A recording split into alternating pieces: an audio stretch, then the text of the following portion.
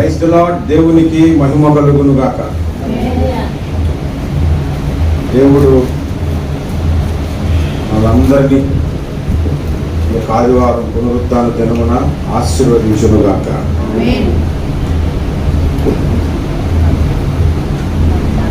ఇక్కడ తీసాను.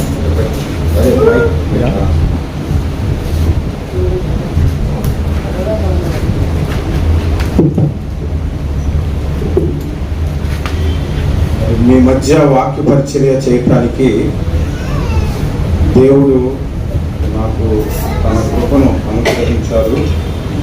అందుకు దేవునికి మొదటగా నేను కృతజ్ఞతలు తెలియజేస్తూ ఉన్నాను. మరి మీ మధ్య వాక్య పరిచర్య చేయటానికి దైవ సేవకులు పేతురు గారు కూడా అవకాశం కలుగు చేశారు. ముందు మా ఇద్దరికి పరిచయం లేదు, అయినా కూడా వాక్యానికి అవకాశం ఇచ్చినందుకు అయ్యగారికి కూడా నా హృదయపూర్వకమైన వందనాలు. సంఘానికి కూడా నా హృదయపూర్వకమైన వందనాలు. పాస్టర్ ఆదాం గారి ద్వారా నేను ఇక్కడ పరిచయం అయ్యాను. పాస్టర్ ఆదాం గారు మరి వేరొక సహోదరుని ద్వారా పరిచయం అయ్యారు. ఆ విధంగా మీ మధ్యకు రావటానికి ప్రభువు నాకు కృప చూపించారు. నేను 21 సంవత్సరాలు సింగపూర్ దేశంలో సేవ చేశాను. అక్కడే మాకు సంఘాలు, పరిచర్య, ప్రేయర్స్ అన్నీ. కరోనా టైంలో మేము ఇక్కడికి వచ్చి ఉండిపోయామన్నమాట. ఇప్పుడు లాక్డౌన్ పడింది కదా, ఫ్లైట్స్ లేకపోవడం వల్ల మేము ఇక్కడ ఉండిపోవాల్సి వచ్చింది. అయితే ఇక్కడ ఇండియాలో ఎక్కడైనా మందిరం స్టార్ట్ చేద్దామని శ్రీకాకుళం, విజయనగరం, విశాఖపట్నం, ఇక్కడికి విశాఖపట్నం, రాజమండ్రి, కాకినాడ, ఇటువైపు హైదరాబాద్ వరకు కూడా కారులో ప్రయాణం చేసి ఎక్కడ దేవుడు మందిరం పెట్టమంటాడా అని ప్రభువుని అడిగితే మొత్తం అంతా తిరిగిన తర్వాత దేవుడు చెప్పాడు, నిన్ను మరలా వేరే దేశానికి తీసుకెళ్తాను, కానీ ఇక్కడ ఎవరైనా వాక్యానికి పిలిస్తే వెళ్ళి వాక్యం చెప్పి రమ్మని చెప్పారు. సో అందుకనే నేను మందిరం ఎక్కడెక్కడా పెట్టలేదు. ప్రభువుని అడుగుతూనే ఉన్నాను, ప్రభువా మరి త్వరగా మార్గము తెరవని. మీరు కూడా ప్రార్థన చేయండి, దేవుడు త్వరలోనే వేరే దేశానికి తీసుకెళ్తారని నా ఆశ. మరి 16 దేశాల్లో దేవుని వాక్య పరిచయం చేయడానికి ప్రభు కృప చూపించారు.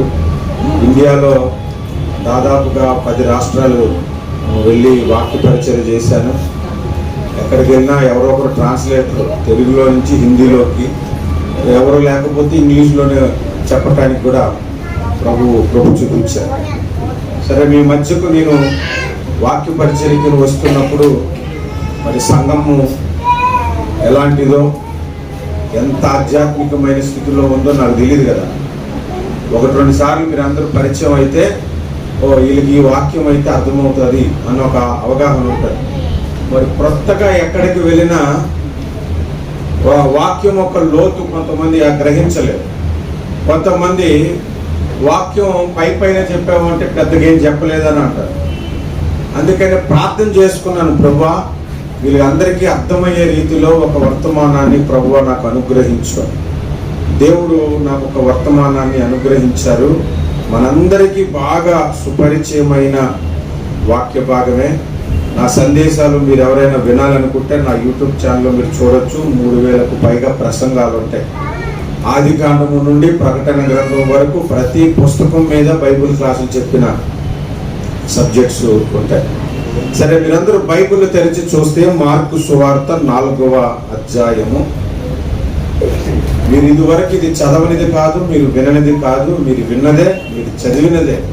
కానీ అందులో నుంచి ఒక క్రొత్త ధనమును మనము వెతుకుతాం. అందులో నుంచి దేవుడు మనతో ఏం మాట్లాడాలనుకుంటున్నాడు అన్నది చూద్దాము. మార్కు సువార్త 4వ అధ్యాయము 35 నుండి 41 వరకు మనము చదువుదాం. ఆ దినమే సాయంకాలం అయినప్పుడు ఆయన అద్దరికి పోదుమని వారితో చెప్పగా వారు జనులను పంపివేసి ఆయనను ఉన్నపాటున చిన్న దోణిలో తీసుకొని పోయిరి. ఆయన వెంబడి మరికొన్ని దోణిలు వచ్చెను. అప్పుడు పెద్ద తుఫాను రేగి ఆయన ఉన్న దోణి మీద అలలు కొట్టినందున దోణి నిండిపోయెను. ఆయన దోణి అమరమున తలగడ మీద తలవాల్చుకొని నిద్రించుచుండెను. వారు ఆయనను లేపి, బోధకుడా, మేము నశించిపోవచ్చున్నాము, నీకు చింత లేదా అని ఆయనతో అనిరి. అందుకు ఆయన లేచి గాలిని గద్దించి నిశ్శబ్దమై ఉండమని సముద్రముతో చెప్పగా వారు గాలి అణిగి మిక్కిలి నిమ్మలమాయెను. అప్పుడు ఆయన, మీరెందుకు భయపడుచున్నారు? మీరు ఇంకను నమ్మలేక ఉన్నారా అని వారితో చెప్పారు. వారు మిక్కిలి భయపడి, ఈయన ఎవరో, గాలియు సముద్రమును ఈయనకు లోబడుచున్నవని ఒకరితో ఒకడు చెప్పుకునిరి. ప్రార్థన చేసుకుందాము. ప్రార్థనకు అందరూ కూడా ఏకీభవించండి. పరలోకపు తండ్రి, సర్వశక్తిమంతుడు అయిన నా ప్రియమైన దేవా, సర్వాధికారి, జీవాధిపతి యేసు, నీకే వందనాలు, కృతజ్ఞత, స్తుతులు, స్తోత్రాలు చెల్లిస్తూ ఉన్నాను. ఈ పునరుత్థాన దినమున నీ వాక్యమును ప్రకటించడానికి మీరు మాకు ఇచ్చిన ఈ అవకాశమును బట్టి మీకు కృతజ్ఞతలు చెల్లిస్తున్నాను. దేవా, ఉన్నది లేనట్టు లేనిది ఉన్నట్లు పిలుచువాడవు, మహనీయుడవు, గనుడవు, నీకు స్తోత్రాలు చెల్లిస్తున్నాం. ఇదిగో ఈ మధ్యాహ్న కాల సమయమందు మీ మాటలతో మమ్మలను ఆదరించమని, మమ్మలను మీరు బలపరచమని యేసుక్రీస్తు నామమున ప్రార్థిస్తున్నాము పరమ తండ్రి. ఆమేన్, ఆమేన్. యేసుక్రీస్తు ప్రభువు శిష్యులకు, తనతో ఉన్నవారికి ఏం చెప్పారంటే, ఇద్దరి నుండి అద్దరికి మీరు వెళ్ళండి అని చెప్పి అందరినీ పంపివేశాడు. ఆయనను ఉన్నపాటున ఒక చిన్న దోణిలో తీసుకొని వెళ్ళిపోయారు. వెళ్ళిపోతున్నప్పుడు సగం దూరం వెళ్ళాక సముద్రంలో గాలి తుఫాను రేగింది. అది పెద్ద తుఫాన్ అని కూడా రాయబడి ఉంది. ఆ అలల చేత ఆ బోటు మీద పడ్డాయి అన్నమాట. బోట్ అంటే దోణి మీద పడ్డాయి. ఆ నీళ్లకు దోణి నిండిపోయింది. ఈలోగా శిష్యులు భయపడ్డారు. భయపడి యేసు ప్రభు హాయిగా నిద్రపోతూ ఉంటే, అమరమున అంటే ముందు వైపు అని అర్థం, ఓడకు దోణికు ముందు వైపు నిద్రపోతూ ఉన్నాడు. ఆయన లేపి, మేము నశించిపోతున్నాము, మీకు చింత లేదా అని ఆయన అడిగితే, యేసు ప్రభు లేచి అల్ప విశ్వాసులారా అని వారిని గద్దించి, ఆ గాలిని కూడా గద్దించగానే అది మిక్కిలి నిమ్మలమైపోయాను. ఇది అక్కడ జరిగిన విషయము. ఇది వాస్తవంగా జరిగిన సంఘటన. ఇందులో ఒక ఆధ్యాత్మిక పాఠం ఉన్నది. ఇద్దరి నుండి అద్దరికి అంటే, ఇద్దరి అంటే లోకము, అద్దరి అంటే పరలోకము. మనము కూడా ఈ లోకము నుండి పరలోకానికి ప్రయాణమై వెళ్ళాలి. మనము కూడా ఈ లోకము నుండి పరలోకానికి వెళ్ళాలి అని అంటే మనకు రెండు కావాలి. ఒకటి యేసయ్య కావాలి, రెండు సంఘము కావాలి.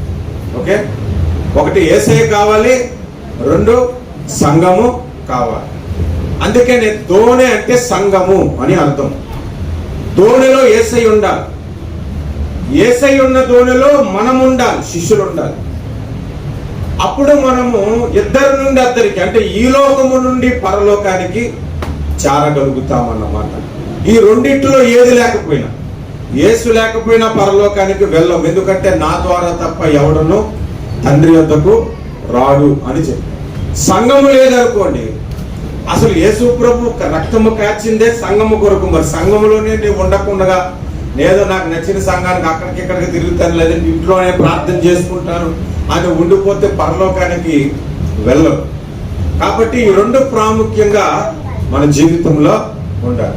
ఇప్పుడు వాక్యములో నుంచి ఒక 7 విషయాలు మీకు నేను చెప్తాను. 7 ప్రాముఖ్యమైన విషయాలు. మొట్టమొదటిది చిన్న దోణి అని అక్కడ రాయబడి ఉంది. అసలు దోణి అంటేనే చిన్నది, వాడంటే పెద్దది. నేను దోణిల్లో కనీసం ఒక 500 సార్లు ప్రయాణం చేసాను. సింగపూర్ నుంచి మలేషియాకి, మలేషియా నుంచి ఇండోనేషియాకి, తర్వాత హాంకాంగ్, చైనా దేశాల్లో, తర్వాత మాల్దీవ్స్ వెళ్ళాను. అక్కడ కూడా చిన్నదే బోటు. అంటే మామూలుగా దోణి అంటేనే చిన్నది. ఎంత దూరం ఉంటుంది ఇక్కడ నుంచి? అబ్బాయి ఎంత దూరం ఉంటుంది దోణి. అంతకంటే చిన్నవి కూడా ఉంటాయి. మహా అయితే ఈ చర్చ్ పొడుగంతా ఉంటాయి దోణులు, అంతకంటే పెద్దవేవి ఉండవు. దోణులు అంటేనే చిన్నవి. ఆ దోణుల్లో ఇంకా చిన్న దోణి, ఇంకా చిన్న దోణిలో ఎవరున్నారు? యేసు ప్రభు ఉన్నారు. అంటే ఇక్కడ మనం గమనించాలి, మొట్టమొదటిగా 7 విషయాలు చెప్తాను కదా. మొట్టమొదటిగా దేవుడు చిన్న వాటినే కోరుకుంటాడు, చిన్న స్థాయినే ఎక్కువగా కోరుకుంటాడు అనేది మనం నేర్చుకోవాలి. యేసు ప్రభు రాజులకు రాజు, విశ్వ చక్రవర్తి. ప్రపంచానికి కూడా కాదు ఆయన, ఒక దేశానికి, ఒక రాష్ట్రానికి, ఒక ఊరికో, ఒక ప్రపంచానికో కాదు, మొత్తం సృష్టికే విశ్వ చక్రవర్తి. కానీ ఆయన పుట్టడానికి ఎలాంటి కుటుంబాన్ని ఏర్పాటు చేసుకుంటూ ఒక చిన్న పేద కుటుంబాన్ని ఏర్పాటు చేసుకున్నాడు. ఆయన పుట్టడానికి ఒక పశువుల పాకను ఏర్పాటు చేసుకున్నాడు. నన్ను పాస్టర్ గారు అన్నారు, అయ్యా రేపు మీరు వాకింగ్ చెప్పడానికి వెళ్తారు కదా, ఏమనుకోవద్దు, అది చిన్న రేకుల షెడ్ అని అన్నారు అన్నమాట. యేసు ప్రభుకి రేకుల షెడ్ కూడా కాదు, అది పశువుల పాకం. మరి ఆయనే వచ్చాడు, మనం రాకూడదు? అన్నిటికీ సేవకుడు అలవాటు పడాలి. నేను పెద్ద పెద్ద సంఘాల్లో 30,000 మంది వచ్చిన సంఘాల్లో వాక్య పరిచయం చేశాను. ఏసీ ఉండే సంఘాల్లో వాక్య పరిచయం చేశాను. వర్షం వస్తున్నట్టుగా వాక్య పరిచయం చేశాను. అన్ని సేవకుడికి అలవాటు పడి ఉండాలి. ఇక్కడ గమనిస్తే యేసు ప్రభు చిన్నవే కోరుకున్నాడు. రాజుల గ్రంథము 2వ రాజుల గ్రంథం 5వ అధ్యాయం మీరు చూస్తే ఇశ్రాయేలీల చిన్నదానిని దేవుడు ఏర్పాటు చేసుకుని ఒక పెద్ద సైన్యాధిపతి సిరియా దేశానికి ఆయనకు సువార్త ప్రకటించేలాగా ఆ చిన్న దానిని వాడుకున్నాడు. అపోస్తుల కార్యాలు 12వ అధ్యాయంలో చూస్తే రోదే అను ఒక చిన్నది ఉన్నది. ఆమె ద్వారా పేతురు తిరిగి ఇంటికి వచ్చాడనే వార్తను సంఘానికి తెలియజేశారు. ఒకసారి యేసు ప్రభు ప్రసంగం చేస్తున్నప్పుడు 3 దినాలు అయిపోయింది. అప్పుడు దాకా ఆహారం కూడా అడగలేదు, అంతగా ప్రసంగం ఉందన్నమాట. 3 దినాల తర్వాత ఇప్పటికే 3 దినాలు అయిపోయింది, వాళ్ళకి ఆకలేస్తుంది, వాళ్ళు ఏదైనా ఊర్లోకి పంపించేదో ఏదైనా సంపాదించుకుంటారు ఆహారం, వాళ్ళకి ఆహారం అని శిష్యులు అంటే యేసు ప్రభు అన్నారు, ఎవరి దగ్గరైనా ఏమైనా ఉన్నదంటే అప్పుడు కూడా ఒక చిన్నవాని దగ్గర 5 రొట్టెలు 2 చేపలు, అవి కూడా 2 చిన్న చేపలని రాయబడి ఉన్నాయి. ఆ చిన్నవాడినే వాడుకొని అక్కడ 5,000 మందికి ఆహారాన్ని పెట్టాడు. మీరు ఎక్కడ చూసినా చిన్న మందా భయపడకుడి, రాజ్యం అనుగ్రహించుటకు తండ్రి చిత్తమై ఉన్నది అని అంటాడు. ఈ చిన్నవారిని నా యుద్ధకు రానియకుండా ఆటంకపరచకుడి అని అంటాడు. చిన్నదానికి ఎక్కువ ఘనత కలుగు చేశానని 1 కొరింథీ పత్రిక 15వ అధ్యాయంలో కూడా అంటాడు.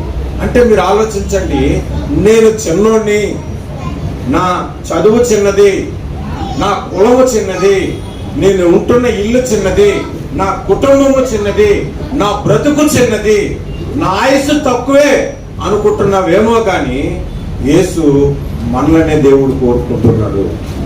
హల్లెలూయా. మనలను కోరుకొని మనతో వచ్చిన దేవుడు, మనతో ఉండటానికి ఇష్టపడే దేవుడు. అటువంటి దేవుణ్ణి ఎంతగా మనం స్తుతించాలి.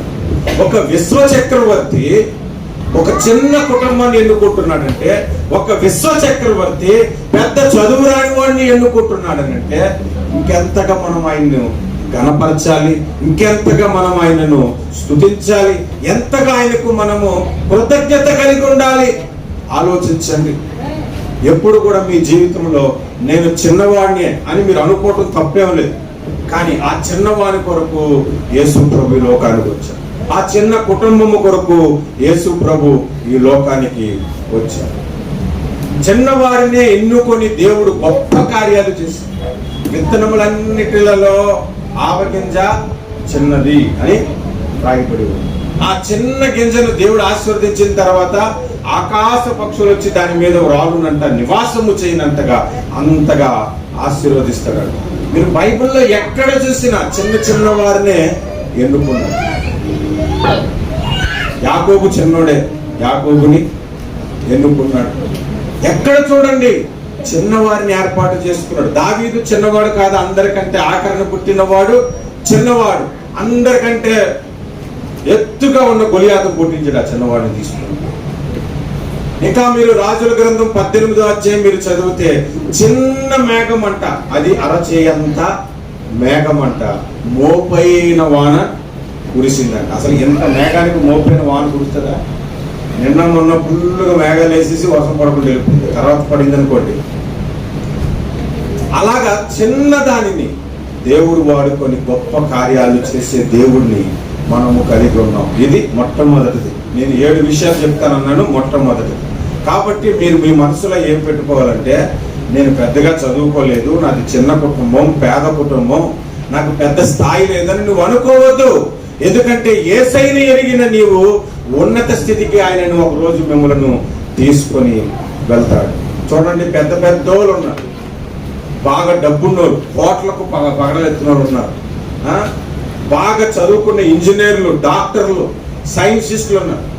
యేసు ప్రభు లేకుండా ఉన్నారు. చచ్చిపోతే ఎక్కడికి పోతారు? వాళ్ళు నరకానికి పోతారు. నరకానికి పోతారు. నేను ఒక్కోసారి అనుకుంటుంటాను, ఈ రాజకీయాల్లో ఉన్నటువంటి వారు కొందరు పదవుల కొరకు వాళ్ళు లేనిపోని అబద్ధాలు నిజాలని అబద్ధాలు చేసి అడ్డదిడ్డంగా ఏదో ఒక విధంగా అధికారంలోనికి వచ్చేసి ఈ 5 ఏళ్ళు దోచుకున్నంత దోచుకొని ఆఖరికి ప్రాణం పోగొట్టుకొని నరకానికి పోతారు. మనము మన సొమ్ము పోయి వాళ్ళు చేసినప్పటికి మనం వడ్డీలు కట్టుకొని పప్పులు ఉప్పుల మీద రేట్లు పెంచేస్తే మనం ఎలాగో కూలుకోనో నాలుగుకోనో చేసుకొని మనం సంపాదించుకొని యేసును కలిగి ఉండి మనం పరలోకానికి. కాబట్టి చిన్నవాడని మీరు భయపడొద్దు, చిన్న స్థాయి అని మీరు భయపడొద్దు, దిగులు చెందొద్దు. ఎందుకంటే గొప్ప దేవుడు మనం కలిగి ఉన్నాము. హల్లెలూయా. ఇది మొట్టమొదటి విషయం. రెండవ విషయాన్ని నేను చెప్తాను చూడండి. ఆయన చిన్న దోణి ఎక్కి వెళ్తుంటే ఆయన వెంబడి కొన్ని దోణులు వచ్చాను అని ఉన్నది కదా. కానీ అలలు ఎక్కడ పడ్డాయి? మీరు చదవండి ఆ మాట. 37వ వచనం, 36 నుంచి చదువుతాం. వారు జనులను పంపివేసి ఆయనను ఉన్నపాటున చిన్న దోణులు తీసుకొని పోయి ఆయన వెంబడి మరికొన్ని దోణులు వచ్చాను. అప్పుడు పెద్ద తుఫాను రేగి ఆయన ఉన్న దోణి మీద కొట్టిందా చూడండి. అలలు రేగి ఏ దోణి మీద కొట్టింది? మరి మిగిలిన దోణి మీదకి ఎందుకు వెళ్ళలేదు? అది చూసారా, చాలా వింతైన తుఫాన్లు ఉంటాయి, కొన్నిసార్లు వింతైన అద్భుతాలు జరుగుతాయి. నేను స్ట్రీట్ లైట్ కింద దాదాపు 20 సంవత్సరాలు వాక్య పరిచయం చేశాను. వితౌట్ మైక్ అంటే మైకు లేకుండా స్ట్రీట్ లైట్ కింద నించుంటే ఇలాగే రోడ్డు మీద కూర్చొని ఉండేవారు. వాళ్ళకి వాక్యం చెప్పాను. సింగపూర్లో నేను ఆ విధంగా వాక్యం చెప్తున్నప్పుడు ఎప్పుడు వర్షం వస్తుందో తెలియదు, ఎప్పుడు ఆగిపోద్దో తెలియదు. ఎందుకంటే అదొక ఐలాండ్, అంతా కలిపి గుంటూరు అంత ఉంటుంది, అంతే చుట్టూ సముద్రమే. ఎన్నోసార్లు వర్షానికి తడిచి వాక్యం చెప్పిన రోజులు ఉన్నాయి. ప్రభువా, ఈరోజు కష్టపడి కూటం పెట్టుకున్నాం, భోజనాలు పెట్టుకున్నాం, వర్షం వస్తే ఇబ్బంది అయిపోతుందని ప్రార్థన చేస్తే నా కంటి చూపుకి 100 అడుగుల దూరంలో వర్షం పడుతుంది, కానీ ఇక్కడ వర్షం పడేది కాదు. అలాగ అద్భుతాలు నేను చూశాను. ఇక్కడ కూడా ఒక అద్భుతం కనబడుతుంది. ఏంటంటే, ఏ దోణి మీద రాని తుఫాను ఆ చిన్న దోణి మీదే వస్తుంది. ఎందుకు? ఎప్పుడైనా ఆలోచించారా? ఎందుకంటే యేసు ఉన్నాడు కాబట్టి. యేసు లేనోళ్ళ మీదకి తుఫాన్లే రావు, అసలు వాళ్ళకి పెద్దగా కష్టాలు రావు. యేసుని కలిగిన వానికే కష్టాలు వస్తాయి ఎక్కువగా. యేసుని కలిగిన వానికి ఎక్కువగా శ్రమలు వస్తాయి, బాధలు వస్తాయి. అన్ని విధాలుగా మన చుట్టూ అలల వలె వస్తాయి యేసుని కలిగి ఉన్నప్పుడే. ఎందుకు అనంటే, మనము యేసును కలిగి ఉన్నాం కాబట్టి వస్తాయి. అదే యేసు మన జీవితంలో లేవనుకోండి, అన్ని సుఖంగానే ఉంటాయి. అడ్డదిడ్డంగా సంపాదించుకుంటాం, అడ్డదిడ్డంగా తింటాము, అడ్డదిడ్డంగా తిరుగుతాము, అన్యాయంగా దోచుకుంటాం, బిల్డింగ్ల మీద బిల్డింగ్లు కట్టుకుంటాం. యేసుని కలిగి ఉన్నాం. మనము తప్పులు చేయడానికి ఆలోచన చేస్తాం కాబట్టి లేనిపోని శ్రమలు మన మీదకి వస్తాయి, లేనిపోని ఇబ్బందులు మన మీదకి వస్తాయి, మనకే అప్పులు బాధలు ఉంటాయి, మనకే రోగాలు ఎక్కువగా వస్తాయి. చూడండి, పెద్ద పెద్ద సినీ యాక్టర్లకి హాస్పిటల్కి వెళ్ళేటువంటి గుండె ఆపరేషన్ చేయించుకోవడానికి వార్తలు పెద్దగా వినం. మీరు రమేష్ హాస్పిటల్కి పోయి చుట్టుపక్కల హాస్పిటల్కి వెళ్ళండి, అంతా middle class, lower middle class, గుండు కోయించుకొని కూర్చున్న వాళ్ళు ఎక్కువ. బాగా డబ్బున్న వాళ్ళు ఎవరు అక్కడ రాలే. ఎక్కువగా మనకే ఎందుకు రోగాలు వస్తున్నాయి, ఎక్కువగా మనకే ఎందుకు శ్రమలు వస్తున్నాయి అంటే, మనం యేసుని కలిగి ఉన్నాము. ఆ శ్రమ వచ్చినప్పుడు ఎప్పుడు యేసుని మనం వదిలేస్తామా అనటానికి ఆ శ్రమలు మన మీదకి వస్తాయి. బాగా గుర్తుపెట్టుకోండి, శ్రమలు మీకు విస్తరిస్తున్నాయంటే, శ్రమలు మీకు వస్తున్నాయంటే దాని అర్థం ఏంటంటే నీవు యేసుని కలిగి ఉన్నావు కాబట్టి, రక్షణ పొందిన నీవు యేసుతో నీవు జీవిస్తున్నావు కాబట్టి శ్రమలు నీకు వస్తాయి. శ్రమలు వస్తాయి. యోసేపుకి శ్రమలు వచ్చాయి లేదా? అందరికంటే చిన్నోడు ఆయన. రెండవది, ఆయనకి శ్రమలు వచ్చి ఆయన్నే తీసుకెళ్లి జైల్లో పెట్టారు నీతిగా ఉన్నది. మరి మోషే ఉన్నత స్థాయి, ఉన్నత విద్య సంపాదించిన వాడు, చదువుకున్నవాడు, రాజు కుమార్తెగా ఉండాలనుకోవచ్చు అనుకుంటే ఆయన ఐగుప్తు ధనం అంతటిని ఆయన అనుభవించవచ్చు. కానీ క్రీస్తు ప్రజలతో శ్రమలే మేలనుకున్నాడంట. హెబ్రీ పత్రిక 11:24, 25, 26, 27 వచనాలు మీరు చదివితే క్రీస్తు ప్రజలతో శ్రమలే మేలనుకున్నాడు ఆయన. మరి దావీదుకు శ్రమలు రాలేదా? బైబిల్లో శ్రమలు రాని భక్తుడు ఎవరైనా ఒక్కడు చూపించండి. ఒక్కడు కూడా ఉండడు. కాబట్టి మనం ఏమనుకుంటే శ్రమలన్నీ నాకే వస్తాయి, నా ప్రార్థన జీవితం బాగలేదేమో అనుకోవద్దు. నీ ప్రార్థన జీవితం బాగుంది కాబట్టి శ్రమలు వస్తాయి. శ్రమలు ఎందుకు నాకే ఎక్కువ వస్తాయి, నేను దేవుని మందిరానికి సరిగ్గా రావట్లేదా, దేవుని మందిరంలో సరిగ్గా ఉండట్లేదని నువ్వు అనుకోవద్దు. వస్తున్నావు కాబట్టి నీకు శ్రమలు వస్తాయి. శ్రమలు ఎవరికి వస్తాయంటే యేసుని కలిగిన వారు. ఫర్ ఎగ్జాంపుల్ నీకు ఒక విషయం చెప్తాను. మీరు ఉన్నట్టుండి ఏ దేవుడినైనా నమ్ముకోండి, లేదా ఆ మతంలోకి వెళ్ళామని ఎప్పుడు మిమ్మల్ని అడగడం. అదే యేసు ప్రభు దగ్గరికి వస్తే మతం మార్చుకున్నామని అడుగుతారు. ఏ దేవుడినైనా నమ్ముకోండి, ఎందుకు అక్కడికి వెళ్ళామని అడగరు. ఇందాక నేను బండి మీద వస్తుంటుంటే ఒకటి బండి మీద కింద రాసుకున్నాడు, పవన్ కళ్యాణ్ నా దేవుడు. అసలు దేవుడే కాదు ఆయన, మనిషే కాదనుకుంటాను నేనైతే చేసే పనులు. అలాంటిది దేవుడు అని అన్నాను. రే దేవుడు కానివ్వండి, దేవుడు అని అంటే పెట్టరా అంతా నేను అని ఎవరు ఉండవు.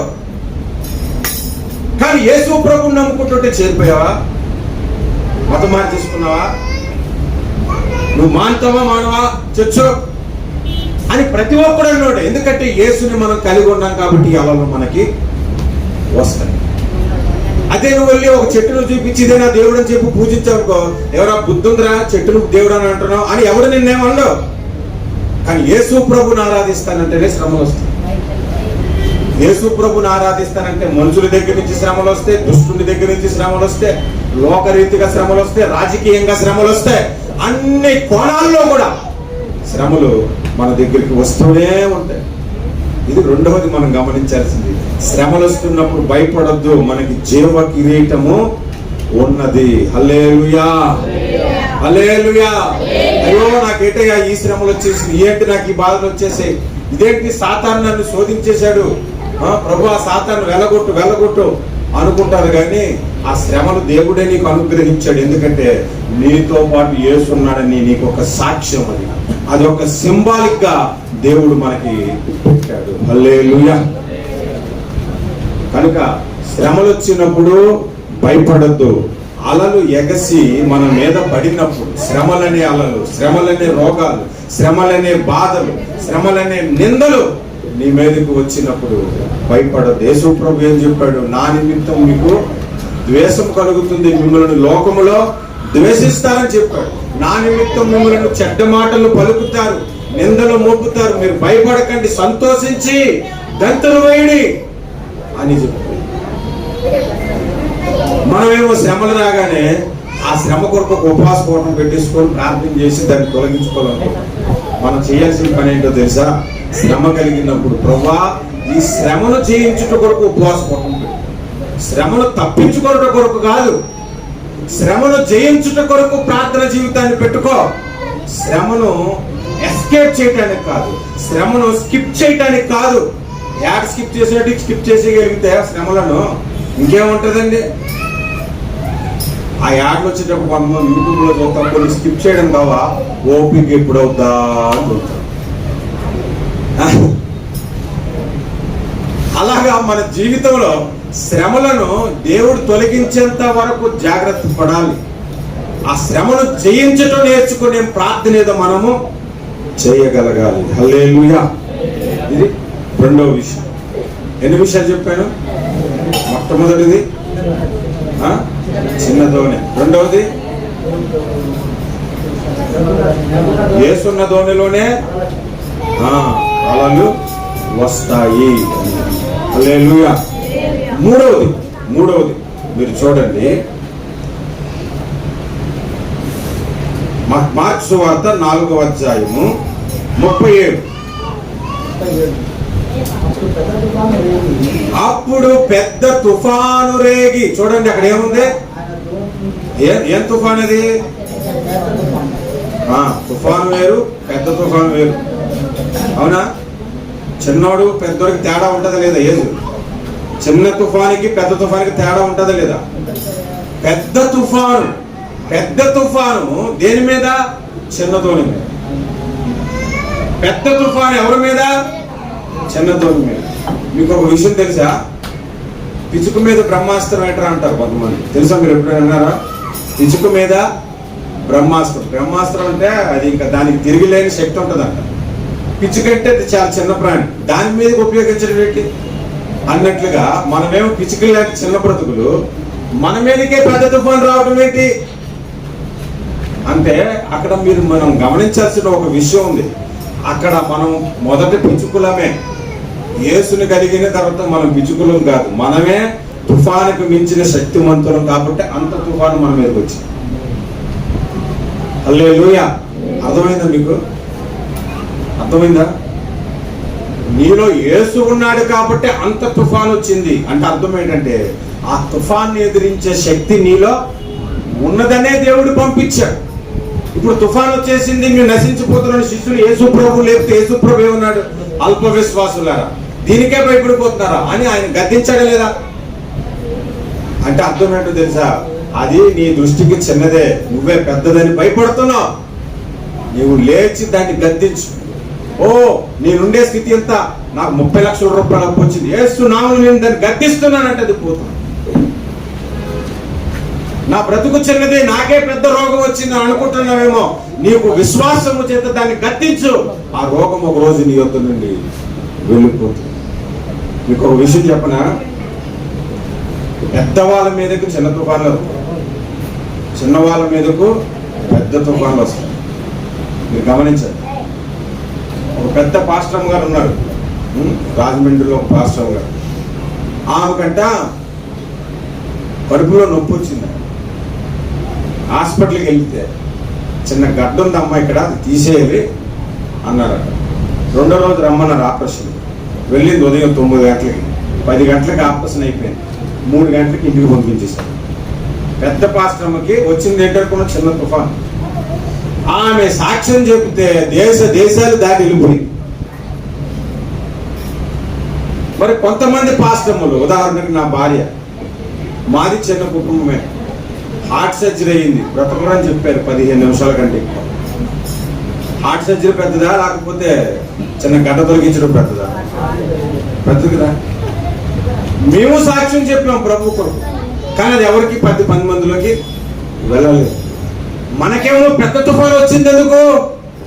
వాళ్ళకెందుకు చిన్న తుఫాను వచ్చింది అని అంటే యేసుని మనము ఎంత కలిగి ఉంటామో అంత పెద్ద తుఫాను నీ మీదకి వస్తుంది, అంత పెద్ద తుఫాను వస్తుంది. ఇప్పుడు నేను మీ మధ్య ఉన్నానా? నాకు ఎంత శ్రమ ఉందో తెలుసు. నాకు నా సమస్యలు మీరు చెప్తే మీరే ఏడ్చేసి మీ శ్రమలు చిన్న అనుకుని వెళ్ళిపోతారు. నాకున్న శ్రమలు మీకు చెప్తే ఏడ్చి మేము చాలా బెటర్ అనుకుంటాను. అలాంటి శ్రమలు నేను అనుభవించాను. ఇప్పుడైతే నేను చెప్పలేను, కానీ అంత పెద్ద శ్రమలు, అంత పెద్ద ఇబ్బందులు నాకు. కాకపోతే నేను ఎలా సంతోషిస్తున్నానంటే యేసు నాతో ఉన్నాడు అనే ధైర్యం. హల్లెలూయా, హల్లెలూయా. ఒకసారి ఒక బ్రదర్ నా దగ్గరికి వచ్చి, అన్నా నాకు అప్పులు ఉన్నాయి, ప్రార్థన చేయన్నా అన్న. సరే ప్రార్థన చేశాడు. 2 వారాల తర్వాత వచ్చాడు, అన్న నాకు అప్పు ఉంది, ప్రార్థన చేయన్నా. ప్రార్థన చేశాను. మళ్ళీ 3 వారాల తర్వాత వచ్చాడు, అన్న అప్పులు కట్టుకోలేకపోతున్నాను, ప్రార్థన చేయన్నా. ప్రార్థన చేశాను. ఇన్నిసార్లు అప్పులు అంటాడని నేను అడిగాను, అరే ఎంత అప్పు అయిపోయేంటి అని అంటే 30,000 రూపాయలు అప్పు అయిపోయాను అన్నాను. అప్పుడు నేను చెప్పాను, అరే నాకు 40 లక్షల రూపాయలు అప్పు ఉందన్న. ధైర్యంగా పోయి ఇంకొక 50,000 అప్పు తీసుకున్నాడు. 40 లక్షల రూపాయలు అప్పు ఉన్న నేను నా అప్పు కొరకు ప్రార్థన చేయండి నేను ఎక్కడ చెప్పట్లే. 30,000 అప్పు కొరకు అందరికి కనిపించడం, అందరికీ ప్రార్థించి తట్టుకోలేకపోతున్నాను. పెద్ద పెద్ద తుఫానులు మన మీదకే వస్తాయి. బైబిల్లో 7 సంఘాలు ప్రకటన గ్రంథంలో రాయబడి ఉన్నాయి. మీ అందరూ తెలుసు కదా. 7 సంఘాలకు వార్తలు దేవుడు పంపించాడు యోహాను ద్వారా. అందులో ఆఖరి సంఘం పేరు ఏం పేరు? లవోదికీయ సంఘము. ఆఖరి సంఘం పేరు ఏం పేరు? లవోదికీయ సంఘం. ఆ సంఘములో బాగా డబ్బు ఉంది. రాయబడి ఉంది అక్కడ, నీవు ధనవంతుడవు నీవు అని అంటాడు. ప్రకటన గ్రంథం 3వ అధ్యాయం మీరు చూస్తారా? ఒకసారి చూడండి. ప్రకటన గ్రంథము 3వ అధ్యాయం ఆఖరి సంఘము గురించి అక్కడే రాయబడి చూడండి. 14వ వచనం, లవోదికీయలో ఉన్న సంఘపు దూతకు ఇలాగ రాయము, ఆమెనను వాడు నమ్మకమైన సత్యసాక్షి, దేవుని దృష్టికి ఆదియునైన వాడు చెప్పు సంగతి లేవనగా, నీ క్రియలు నేను ఎరుగుదును. నీవు చల్లగానైనను వెచ్చగానైనను లేవు. నీవు చల్లగానైనను వెచ్చగానైనను ఉండిన ఎడల నీకు మేలు. నీవు వెచ్చగానైనను చల్లగానను ఉండక నులివెచ్చనగా ఉన్నావు కనుక నేను నిన్ను నా నోట నుండి ఉమ్మవేయ ఉద్దేశించుచున్నాను. 17, నీవు దౌర్భాగ్యుడు, దిక్కుమాలిన వాడవు, దరిద్రుడవు, గుడ్డివాడవు, దిగంబరుడనై ఉన్నావని ఎరుగక, నేను ధనవంతుడను, ధనవృద్ధి చేసి ఉన్నాను, నాకేమి పొదువు లేదని అనుకుంటున్నాడు. అంటే ఆయన ధనవంతుడా కాదా? ధనవంతుడు, ధనం వృద్ధి చేసుకున్నాడు, పొదువేమీ లేదు. కానీ దేవుని దృష్టికి వాడు దరిద్రుడు, దేవుని దృష్టికి వాడు దిగంబరుడు. కారణం ఏంటి? డబ్బు ఉంది. వీళ్ళకి డబ్బు ఉందంటే మరి మీటింగ్ ఎలా పెడతారండి? ఇలాంటి రేకుల సెట్లో ఆరాధన చేస్తారా? మంచిగా స్లాబ్ వేసి బ్యాక్గ్రౌండ్ పెట్టి మంచి అటు ఇటు డిజిటల్ లైట్లు పెట్టి ఇటొక ఏసీ ఇటొక ఏసీ, పాస్టర్ గారికి కాలు కూడా తగలాలి, నెత్తి కూడా తగలాలి, తర్వాత విశ్వాసులకి అన్ని తగలాలి, ఆరాధన చేస్తే మంచి గిటార్ మీద ప్లే చేయాలి. అంతగా సోకాడు మంచిగా ఉంటుంది ఇంకా చర్చం అర్థం చేసుకుంటే. కానీ దేవుడు ఏమంటున్నాడు? నువ్వు దిక్కుమాలుడును, దరిద్రుడును, ధనవంతుడు అన్నాడు. వాళ్ళు మీటింగ్లు పెడితే ఎలా పెడతారండి అట్లాంటి చర్చలు? ఒక గ్రౌండ్ బుక్ చేసేసి 30,000 40,000 మందిని పెట్టి పెద్ద సౌండ్ సిస్టమ్ పెట్టి నా అంత పాస్టర్ ప్రపంచంలో లేడన్నట్లుగా బిల్డప్ ఇచ్చి వాక్య పరిచయం జరిగించేసుకుంటారు కదా. మరి మీరు మీటింగ్ పెడితేనో 200 మంది వస్తారేమో, బయట ఎక్కడైనా పెడితే 300 మంది వస్తారేమో. దానికి కూడా అతి కష్టం మీద, అమ్మ మీరు ఇవ్వండి, అమ్మ మీరు ఇవ్వండి అంటే 10 రూపాయలు 20 రూపాయలు తెచ్చిస్తే అవన్నీ పోగేసుకొని మీటింగ్ పెట్టగలమో లేదో చూసుకొని అప్పుడు మీరు మీటింగ్ పెట్టుకుంటారు. ఇదేమో లవోదికీయ సంఘం బాగా డబ్బున్న సంఘం. మీరు అలా చదువుకుంటే 20వ వచనంలోకి వస్తే, ఇదిగో నేను తలుపునొద్ద నుండి తట్టుచున్నాను, ఎవడైనను నా స్వరము విని తలుపు తీసిన ఎడలా అన్నాడు. అంటే అర్థం ఏంటి చెప్పండి? ఆ సంఘంలో ఎవరు లేరు? యేసయ్య లేడు. ఆ సంఘంలో ఎవరు లేరు. అందుకే బాగా డబ్బుందా, బాగా ధనం ఉంది, ధన వృద్ధి ఉంది, పొదువు లేకుండా జరిగిపోతుంది అక్కడ. మిగిలిన 6 సంఘాల్లో చూడండి, కష్టాలతో పాటు యేసయ్య ఉన్నాడు. అందుకే వాళ్ళకి కష్టాలు వస్తాయి. నీవు దరిద్రుడు అయినను నా దృష్టికి ధనవంతుడివే అని ఫిలదెల్ఫియా సంఘానికి అన్నాడు, స్మరణ సంఘానికి అన్నాడు.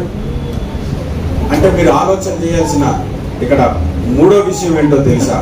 బాగా గమనిస్తే, చిన్నదానివైనా నీ మీదకే పెద్ద శ్రమలు వస్తాయి, చిన్నవాడవైనా నీ మీదకే పెద్ద శ్రమలు వస్తాయి. ఇది 3వది మనం గమనించుకోవలసిన విషయం. హల్లెలూయా. పెద్ద తుఫాన్ వచ్చిందంటే చిన్న జోని మీదకు పెద్ద తుఫాన్, నీ మీదకి పెద్ద సమస్య వస్తుంది, నీ మీదకి పెద్ద కష్టం వస్తుంది. ఊహించిన రీతిలో దెబ్బ మీద దెబ్బ పడుతూనే ఉంటుంది నీ మీదకి. కారణం ఏంటంటే నువ్వు యేసుని కలిగి ఉన్నావు కాబట్టి. ఒకరోజు మనకు విరక్తి కలిగి, ఏంటి ప్రభు నమ్ముకున్న తర్వాత కష్టాలు వచ్చేస్తేనే నాకు వద్దు ఈ ప్రభు అని వదిలేస్తే ఆ తర్వాత నువ్వు బాగానే బాగుపడవచ్చు. కానీ పరలోకానికి చేరు. యేసు ప్రభు అన్నాడు, కడపటివి మొదటివి కడపటివి అవును అన్నాడా లేదా?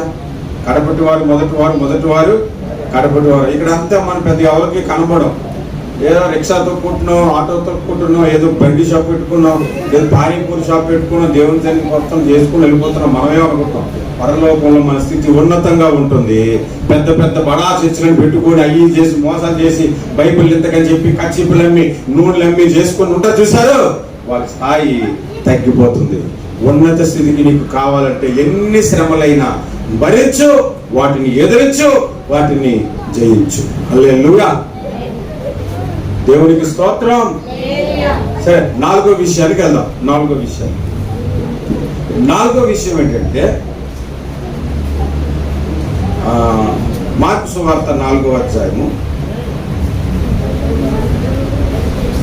మార్కు సువార్త 4వ అధ్యాయము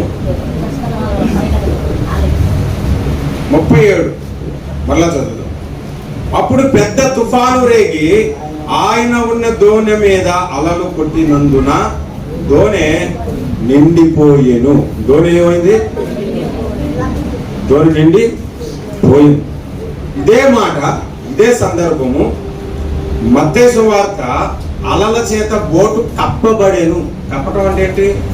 కప్పుకుంటారు కదా, అంటే మనిషి కనబడకుండా. కప్పబడటం అంటే బోటు పైకి నీళ్ళే కనబడుతుంది, ఆల్రెడీ దిగిపోయింది కిందకని అర్థం కదా. మరొకొచ్చంటే నిండెను అని కూడా ఉంది లోకాసు వార్త. ఇప్పుడు మీరు ఒక ముంత తీసుకోండి అమ్మా, ముంత ఆ పెద్దది ఉందిగా బిర్యానీ గిన్నె, దాని నిండా నీళ్లు తీసుకోండి. ముంత దాని మీద పెడితే తేలుతుంది, మునగదు, తేలుతుంది. దాంట్లో కొద్దిగా నీళ్ళు పోసాము అనుకో, కొంచెమే మునుగుతుంది. సగం నీళ్ళు పోస్తే సగం మునిగి ఉంటుంది, మొత్తం పోసేస్తే ఏమవుతుంది? మునిగిపోతుంది. మరి బోటు కూడా అంతే, సముద్రంలో నీళ్లతో నింపబడి దానికి ఏమవ్వాలి? మునిగిపోవాలి. అరే, బోటు మీదకి నీళ్ళు వచ్చేస్తే బోటు మునిగిపోలేదేట్రా అని శిష్యులు ఆశ్చర్యపోలేదు, భయపడుతున్నారు.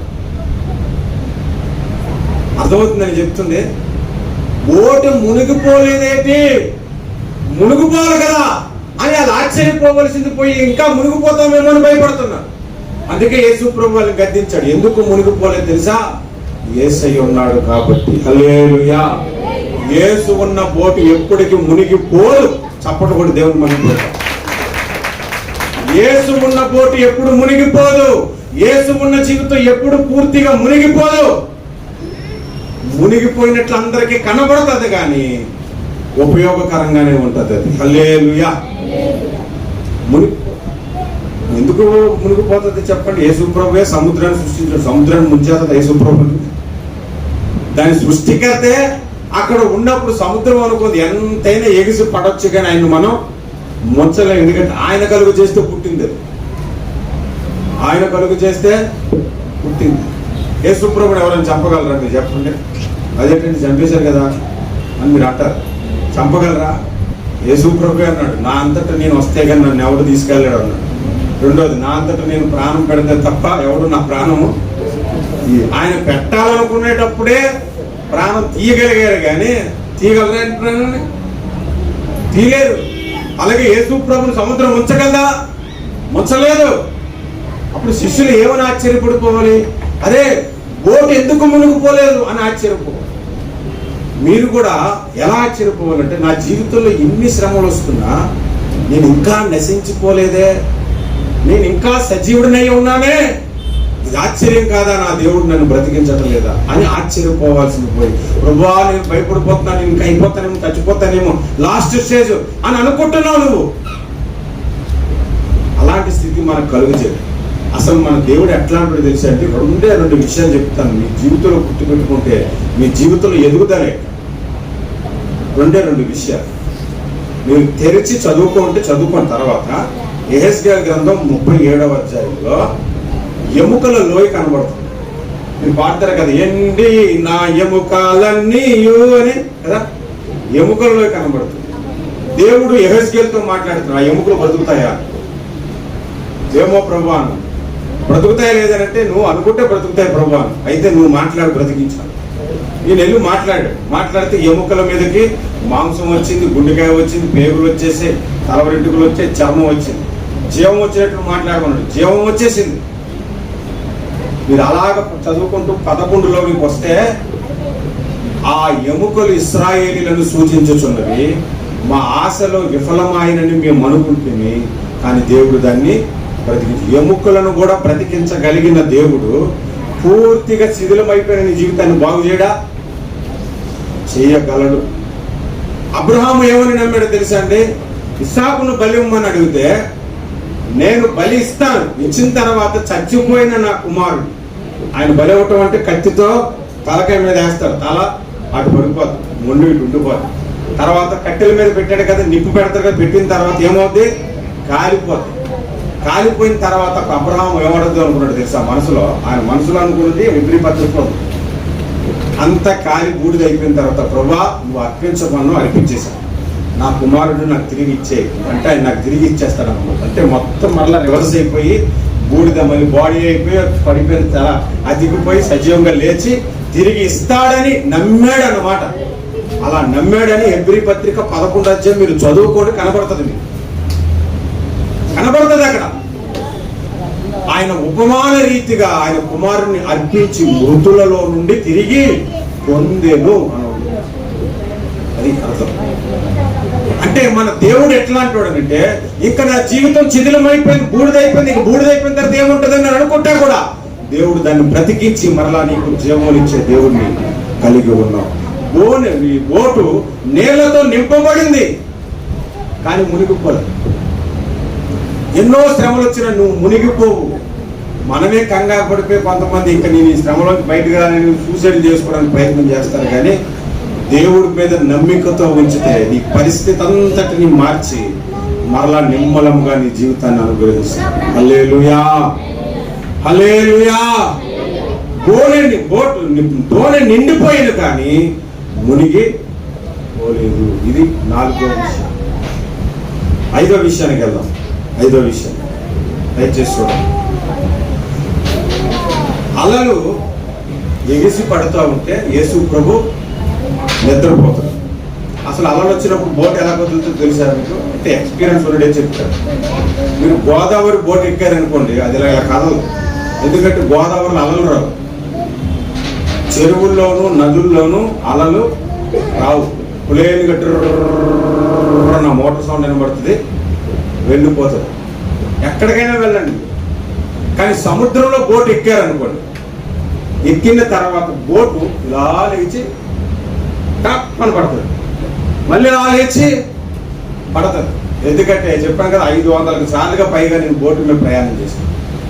ఇంకా ఎక్కువ అలలు వచ్చే ప్రాంతము మన భూప్రపంచంలో అలలు ఎక్కువ వచ్చేది అంటే మాల్దీవ్స్. మాల్దీవ్స్లో సిటీ బస్సులు ఉండవు, అన్ని ఐలాండ్లే. ఆ దేశం అంతా 1600 ఐలాండ్లు ఉంటాయి. ఒక్కొక్క ఐలాండ్ ఒక్కొక్క ఊరు అన్నమాట. ఈ కాకాని అంత ఉంటుంది ఒక ఐలాండ్, అంతే, అంతకంటే ఎక్కువ ఉండదు. ఇక్కడి నుంచి మరి పక్క ఊరు పోవాలనుకో బైక్ వేసుకుని వెళ్ళిపోతారంటే కుదరదు. బోట్ వచ్చి అక్కడ ఆగుతుంది, బోట్ ఎక్కడో సర్ర తీసుకెళ్ళిపోతాడు, తీసుకెళ్ళిపోయి అక్కడ ఆపుతాడు. అసలు మనం ఎక్కగానే ఆ బండి స్టార్ట్ లేపడం ఎలా లేపుతారు, డొర్రం లేపుతారు, కెరటాల నుంచి ఎగుక్కుంటూ వెళ్తుంటారు. ఎన్నోసార్లు బోటు మీద ప్రయాణం చేసిన నేనే భయపడ్డా. అక్కడ వెళ్ళినాం, గట్టిగా రాటు పట్టుకొని కాలు ఇలా పెట్టుకొని కూర్చున్నాను, అది లేపుతుంటుంటే. కానీ అలాంటి దగ్గర ఒక ఆయన అద్దం ఇలా పెట్టుకొని గద్దం తీసుకుంటాడు హాయిగా. నాకు ఆ బోట్లో ఆయన టీ తాగుతారంటే టీ ఇస్తా, టీ ఇలా కానీ అని ఒలిగిపోయింది కింద. ఆ టీ మాత్రం ఒలకుండా గులే పట్టుకుని తాగేస్తున్నాడు, అలవాటు అయిపోయింది. మరి ఎంత అలలు వస్తున్నప్పుడు, ఎంత పెద్ద తుఫాను వస్తున్నప్పుడు, బోట్ అలా కదులుతున్నప్పుడు, నీళ్లు నిండిపోయినప్పుడు యేసయ్యకి నిద్ర ఎలా వచ్చింది? వస్తుందా? మీరు రాత్రి మంచి నిద్రలో ఉన్నారండి, ఏసే పడుకున్నారు, సడన్ గా మబ్బులు వచ్చేమన్నా పెద్ద పెద్ద పిడుకులు పడికేసి మెరుగు వచ్చింది లేదా? బయటకు వచ్చి చూసుకున్నాం, ఏంటి ఎప్పుడు అవుతుంది, ఏంటో అయ్యి అక్కడ కరిపోతుంది, ఇక్కడ కరిపోతుంది, ఎత్తుకున్నాం లేదా? దానికే మనకు నిద్ర పట్టలేదు. మరి అంత అలలు సముద్రం మీద ఓపెన్ ప్లేస్ లో పెద్ద తుఫాన్ వస్తే ఏసై ఎలా పోతాడు? నిద్రపోతాడని బయట వర్షం వచ్చినాడు, నిద్రపోగలవు నువ్వు? ఆయన ఎక్కడ నిద్రపోతాడని రాసింది? అమరమున అంటే ముందు వైపు, వాడకు ముందు ఎలా ఉంటది, ధోనికి ముందు, అక్కడ నిద్రపోతున్నాడు ఒక పిల్లో వేసుకొని. ఎలా నిద్ర పట్టింది? అలాగే నిద్రపోవటంలో మనకి ఏం నేర్పిస్తున్నాడో తెలుసా? నీ చుట్టూ ఎన్ని శ్రమలు వచ్చినా నెమ్మది కలిగి జీవించు, నేను నీతో ఉన్నానని చెప్తున్నాడు. చప్పటి కూడా దేవుని మనతో. హల్లెలూయా. నీతో నేనుండగా నీవు నెమ్మది కలిగి జీవించు. ఒకసారి యాకోబుని తల నరికేశారు. వింటున్నారు బాగా? యాకోబు తలను నరికేశారు.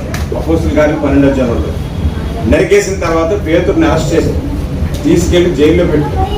పెద్ద పెద్ద సంఖ్యలతో ఆయనకి సంఖ్యలు వేశారు, కాళ్ళకి చేతులకి. అదేదో పాత సినిమాలు ఫస్ట్ హీరోల వస్తారన్నమాట, చైన్లు వేసుకుంటే. అలాగే పేతుడికి సంఖ్యలు వేసి కట్టేసి సెల్లో పడేసి సెల్ వేసేసారు, దానికి ఒక దారం వేసేసారు. కొంతమంది భటులు, రక్షక భటులు కావలి ఉన్నారు. బయట ఇనుప గేటు, గవిని గేటు ఒకటి డోర్ క్లోజ్ చేసి జైల్ని పెట్టేశారు. అలా ఉన్నప్పుడు లోపల పేతురు పడుకోవాలా? మెరుగు ఉండాలి చెప్పండి.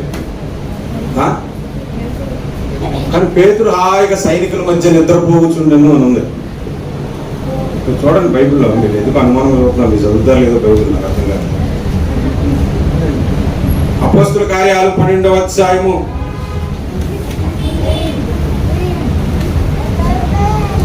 7వ వచనం నుండి ఇదిగో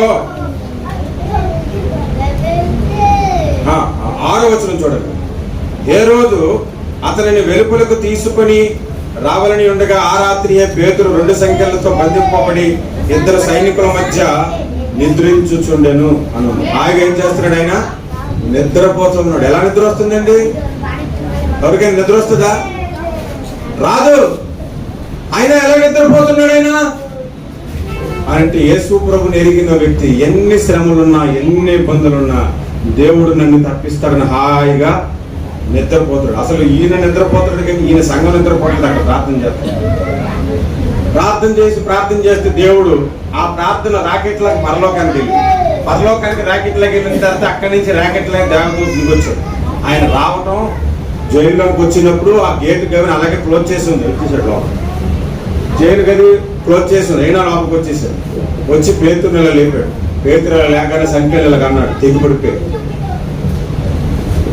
డోర్ ఓపెన్ అయిపోయింది ఆటోమేటిక్. గవిని తనంతట అదే తెరవబడినంట. ఎందుకంటే పేతురు గారికి స్వాగతం పలికాడు అనమాట దేవదూత. వెల్కమ్ అవుతాడు. బయటికి వచ్చాడు. అప్పుడు దాకా ఆయన టెన్షన్ పడ్డాడండి. హాయిగా నిద్రపోయాడు. హల్లెలూయా, నిద్రపోయాడు. ఎంత నిద్రపోయాడు అనేటువంటి ఫాస్ట్ గా చెప్తాడు. అది కళ అనుకుంటున్నాడు ఇంకా ఆయన, నిజంగా జరుగుతున్నాడు. అంత డీప్ స్లీప్ లోకి ఎలా వెళ్ళిపోయాడు అంత శ్రమ వస్తే? ఎందుకంటే మీ ఇంట్లో ఎవరైనా రోడ్డు మీద మావాడు ఎంత పోలీసు తీసుకెళ్ళిపోయారంటే మీరు ఎంత కంగారు పడి వెళ్తారో, వాళ్ళంత కంగారు పోతే ఏం చేసేస్తారు? ఏం చేస్తూ స్టేషన్లో నిల్చొని అయ్యా నేనేం చేయలేదా, ఏం చేయలేదా అనగానే ఈ టెన్షన్ ఇంత కాదు. ఇంకా అదే ఏ తప్పు చేయకుండా క్రీస్తుని కలిగి ఉన్నాడైతే ఎంత ధైర్యంగా ఉంటాడు. అంటే మనకి ఇక్కడ నేర్చుకోవాల్సిన పాఠం ఏంటంటే, ఎన్ని శ్రమలు నీకు వచ్చినా నీ గుండె ధైర్యముగా ఉంచగలిగిన స్థితి దేశయ్యకున్నది. నీకు నెమ్మదిని కలిగించే దేవుడును నేనున్నానని దేవుడు మనతో మాట్లాడుతూ ఉన్నాడు. హల్లెలూయా, హల్లెలూయా. ఇది మనం నేర్చుకోవలసినటువంటి 5వది. 6వది చూద్దాము. మార్కు సువార్త మీరు తెచ్చిపట్టుకొని ఉండండి. 4వ అధ్యాయంలోనే యేసు ప్రభుని శిష్యులు లేపి ఏమన్నారు చెప్పండి ఒకసారి, చదువుతారు ఎవరైనా? యేసు ప్రభు శిష్యులను లేపి ఏమన్నారు? ప్రభువా మేము నశించిపోతున్నాము. ఇంకా అక్కడ ఒక మాట ఉంది,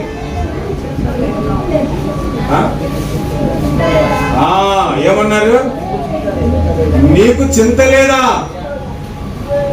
ఆ మాట ఎందుకు అడిగారు? మేము నశించిపోతున్నాం, నీకు చింత లేదా అన్నారు. మీకు ఒక బైబిల్లో వచ్చిన చూపెడతాను, అది చూసి చదవండి ఒకసారి. 1 పేతురు. ఈ మాట అన్నది ఎవరు? పేతురే లేపి నీకు చింత లేదని అడిగాడు, నీకు చింత లేదని అడిగాడు కదా.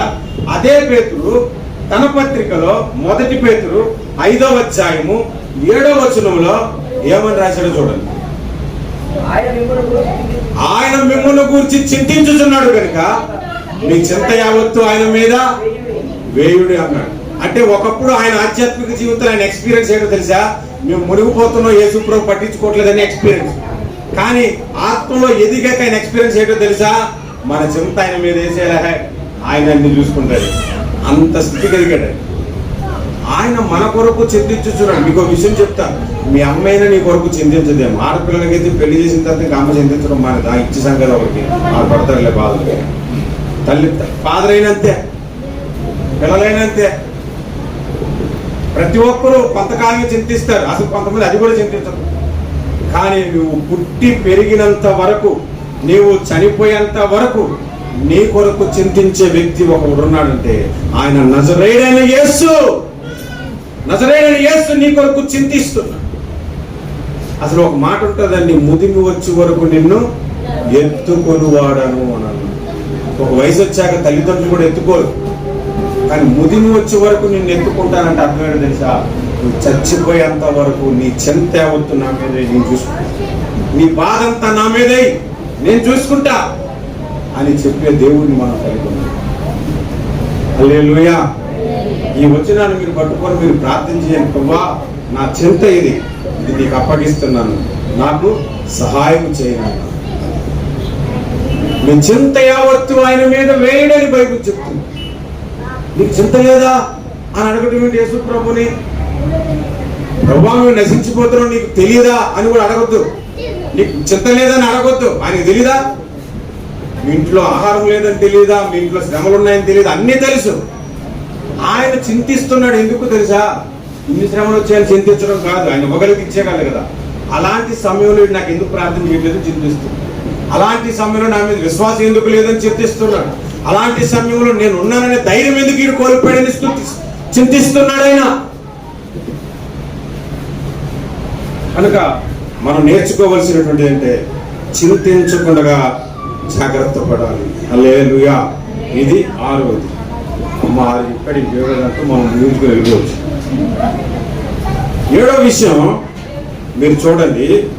7వ విషయం, మీకు ఎప్పుడైనా శ్రమ వచ్చినప్పుడు ప్రార్థన ముగ్గురితో మాట్లాడాలి. ప్రార్థనలో ఎవరితో మాట్లాడాలి? ముగ్గురితో. బాగా గుర్తుపెట్టుకో, ముగ్గురితో.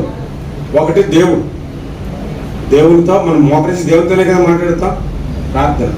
రెండవది సాతానుతో. అంటే సాతానికి ప్రార్థన చేయమంటారండి అంటే ప్రార్థన చేయమని చెప్పడం కాదు, సాతాన్ని గద్దించుట కొరకు ప్రార్థన. ఓకే. రెండవది సాతాన్ని గద్దించారు. యేసు ప్రభు ప్రార్థన చేసేటప్పుడు దురాత్మను గద్దించాడే లేదా? దురాత్మ బయటికి పో, వదిలిపో అన్నాడే లేదా? 2.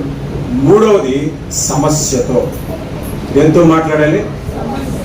సమస్యతో మాట్లాడి. యేసు ప్రభు ఏం చేశాడు అక్కడ చెప్పండి? గాలిని గద్దించాడు. ఇప్పుడు నీకు ఏ సమస్య ఉంది? ఉద్యోగ సమస్య, కుటుంబ సమస్య, భర్త సమస్య, భార్య సమస్య, పిల్లల సమస్య, సంతానం లేని సమస్య, దాంతో మాట్లాడు. కొంతమందికి గర్భఫలం ఉండదు. ఈ గర్భఫలంతో నువ్వు మాట్లాడు. యేసు నామమున నేను చెప్తున్నాను, నువ్వు ఫలిస్తావు. మాట్లాడాలి. అప్పులు అంటే నాకున్న ఇక 30 లక్షల రూపాయల అప్పు, లేదు 10 లక్షల రూపాయల అప్పు, యేసు నామములో బయటికి పోవునుగా మాట్లాడాలి. దాంతో యేసు నామముని ఆఖరిలో మనం ప్రార్థన చేసేది. కానీ మన ప్రార్థనలో 3 మాట్లాడాలి. 1 యేసయ్యతోని, 2 సాతానుతోని, 3 సమస్యతోని మాట్లాడాలి. హల్లెలూయా. చాలా మంది ప్రార్థన చేసి యేసునామమున అడుగుతున్నాం తండ్రి అంటాడు, కానీ అది సమస్యను గద్దించు. కొంతమంది ప్రార్థన అయితే నాకు అసలు ఎంత నవ్వు వస్తుందండి అండి. మీకు విషయం చెప్తాను, మీరు వినంటే. ఒక ఆమె ప్రార్థన చేస్తుంది. ఆమెకి ఇంటి మీద స్లాబ్ వేయాలి. ప్రభువా నేను స్లాబ్ వేసుకోవాలనుకుంటున్నాను, యేసు నామమున వేస్తున్నానంటే వేసేసారి స్లాబ్ అంటే యేసు నామములో ఈ అని అంటుంది. అడుగుతుందా గొడవాడుతుంది? వేసేది చెప్పండి. అడగట్లేదు. ఇప్పుడు ఎమ్మెల్యే దగ్గరికి వెళ్ళాను అనుకోండి, అయ్యా మా ఇంటికి స్లాబ్ వేసుకోనుకుంటున్నాం అంటే కొద్దిగా సహాయం చేయండి అంటే, కానీ ఎమ్మెల్యే వేస్తానంటే అని అంటే బాగా బయట అంటున్నాడా? మరి ఏసీ దగ్గరికి వచ్చి అప్పుడు ఎలా మాట్లాడాలి? ప్రభువా నాకు సహాయం చేసి స్లాబ్ వేయాలనుకుంటున్నాను అన్నాడు. గద్దింపు ఎక్కడ చేయాలి? ఎవరైతే ఆటంకపరుస్తున్నాడో స్లాబ్ వేయకుండా దానికి అనుకున్న దురాత్మ అయితే దురాత్మ ఎవరైతే వారిని ప్రార్థనలో గద్దించాలి. ఇగో పలానోడు నేను స్లాబ్ వేయకుండా ఆటంకపరుస్తున్నాడు, యేసు నామములో నేను ఆజ్ఞాపిస్తున్నాను, గద్దిస్తున్నాను ప్రభువా, గద్దిస్తున్నాను, వాడు రాకుంటుండను గాక అని అన్నాను. అక్కడికి పోయి అయ్యా ఆయన బతుకోడు ఏసేదే గొడవాడినట్టు ప్రార్థన చేస్తాను. చాలా వింతగా ఉంటాయి కొంతమంది ప్రార్థనలు. నేను చాలాసార్లు గమనించాను. పొల్లిపడ అని ఒక ఊరు ఉంది కదా మా కొంచెం దూరంలో, మీ అందరికి తెలిసే ఉంటుంది. అక్కడ ఒక ఊరిలో వాక్యం చెప్పడానికి నేను పిలిచాను. ఆ ఇంట్లోకి ఏంటో ఎలా దూరేది అంత కిందకుంటుంది. నేను అక్కడికి వెళ్ళాక ఇప్పుడు సన్నగా మొదలు బాగా లాగుండు వంగడానికి అవకాయ కిందకి ఇలా మోకాలు వేసి మోకాలకు వెళ్ళాను. లోపలికి వెళ్ళిన తర్వాత లోపల వాక్యం కూర్చున్నాను. వాక్యానికి నిల్చోమంటే ఇలా నిల్చోగానే పైన తాడితే తగిలింది తలకి. ఇలా తగలగానే చూసి ఇలాగ ఎంతసేపు చెప్తాం, అందుకని నేను చెప్పంటే కిందనే కూర్చొని చెప్తానంటే పీట వేశాను. పీట మీద కూర్చొని వాక్యం చెప్పాను, అందరూ కూర్చొని. వాక్యం అయిపోయిన తర్వాత మరి ఆ సంఘంలో సిద్ధాంతం ఏమో వాక్యం కొరకు 7 ప్రార్థన చేయండి అని. కొంతమంది కొన్ని సిద్ధాంతాలు ఉంటాయి కదా, 7 సోమవారాలు రండి, 7-10 ఇది రండి. ఏం ఉంటుందండి, 7 సోమవారాలు కాదు. విశ్వాసంతో ఒకసారికి అవుతుంది. కొన్నిసార్లు దేవుడు పరిస్థితి 10 సోమవారాలైనా పట్టవచ్చు, లేదా 10 రోజులైనా పట్టవచ్చు. ఈ సోమవారాల మీద 7 రోజుల మీద ఇలాంటి నమ్మకాలు ఏం పెట్టుకోబాక. విశ్వాసమే గొప్పది, అల్టిమేట్ కదా. 7 సోమవారాలు వచ్చేసరికి ఏమవుతుంది, 7 సోమవారాలకి 7 కానుకలు వస్తాయి అంతే, ఇంకా అంతకంటే లేదు. బాగా గమనించండి. సరే అక్కడ నేను నిల్చోలేదు, 7 ప్రార్థన చేయమని చెప్పాను. ఒక ఆమె మొదట ప్రార్థన చేసింది, ప్రభువా నీ సేవకు నేను నిలవబెట్టుకొని మీరు వాడుకున్నందుకు స్తోత్రాలు ప్రార్థన చేసింది. రెండో ఆమె నీ సేవకుని నిలవబెట్టుకొని వాడుకున్నందుకు స్తోత్రాలు. 7 నిలవబెట్టుకుని అనేసరికి నేను నిల్చొని వాడబడ్డాను, అది కూర్చొని వాడబడ్డాను నాకు అర్థం కాదు. పీట మీద కూర్చొని వాక్యం చెప్పాను. అప్పుడు నాకు అర్థమైంది ఏంటంటే వీరికి ప్రార్థన అలవాటు అయిపోయింది, కానీ ప్రార్థనలు చక్కగా మాట్లాడటం రాదు. అంటే నిలవబెట్టి నీ సేవకుని నిలవబెట్టి వాడుకున్నాం అనేది అలవాటు అయిపోయింది ప్రార్థనలో. కాబట్టి ఎవరొచ్చి వాక్యం చెప్పినా నీ సేవకుని నిలవబెట్టి వాడుకున్నాం అనేటు అలవాటు అయిపోయింది. ఎప్పుడు మీరు నిలబడే కదా వాక్యం చెప్పి, కూర్చొని వాక్యం చెప్పేసరికి కూర్చోబెట్టి వాడుకున్నాం అన్న మాట రాలేదు. మరి దేవా నీ సేవకుని వాడుకున్నావు అంటే సరిపోయింది కదా, నిలవబెట్టి వాడుకున్నాడా కూర్చోబెట్టి వాడుకున్నాడు ఎందుకు అంటే ప్రార్థనలో కొన్ని పదాలు అలవాటు చేసుకున్నాం, కానీ ప్రార్థనలో చేయాల్సిన ప్రార్థన ఏంటో మనము మర్చిపోయాము. మీరు ప్రార్థన చేసినప్పుడు మోకరించి మీ సమస్యను మీరు గద్దించండి, మీ సమస్యతో మాట్లాడండి. యేసు నామములో బయటికి పోని మాట్లాడండి. ఇలా చాలా మందికి నేను కొన్ని సలహాలు ఇచ్చినప్పుడు వాళ్ళు ప్రార్థన చేసుకోండి, రోగముల నుంచి బయటపడిన వాళ్ళు, శ్రమల నుండి బయటపడిన వాళ్ళు. బాగా ఆలోచించండి. 7 విషయాలు మీకు నేను చెప్తాను. 7 విషయాలు ఏంటి ఒక్కొక్కటి చెప్పండి. అప్పుడు అప్పగించిన తర్వాత నేను ఆమె అంటాను. మీరు అప్పగించలేదనుకో మళ్ళీ రీస్టార్ట్ అంటే మళ్ళీ మొదటి వచ్చి మళ్ళీ ప్రసంగం. మొదటిది చిన్నదోని, ఏసున్న దోని మీదకి అలలు వస్తాయి. 3 పెద్ద తుఫాన్. 3 4 మునిగలేదు, మునిగిపోవాల్సి వచ్చినా మునగలేదు. 5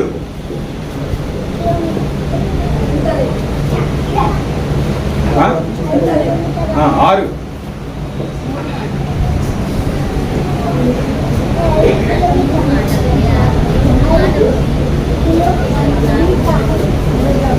చెప్పమ్మా చెప్పు.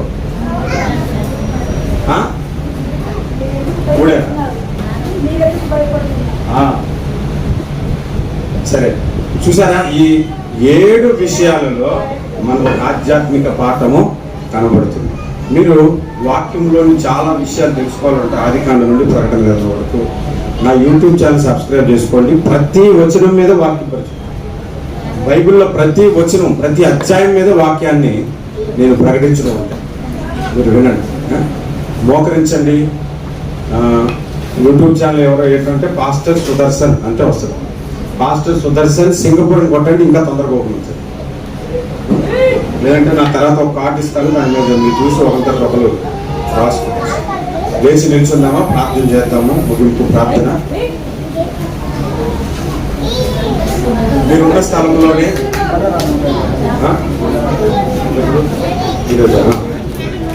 మీరున్న స్థలంలోనే మీ సమస్యతో మీరు మాట్లాడండి, యేసుతో మాట్లాడండి.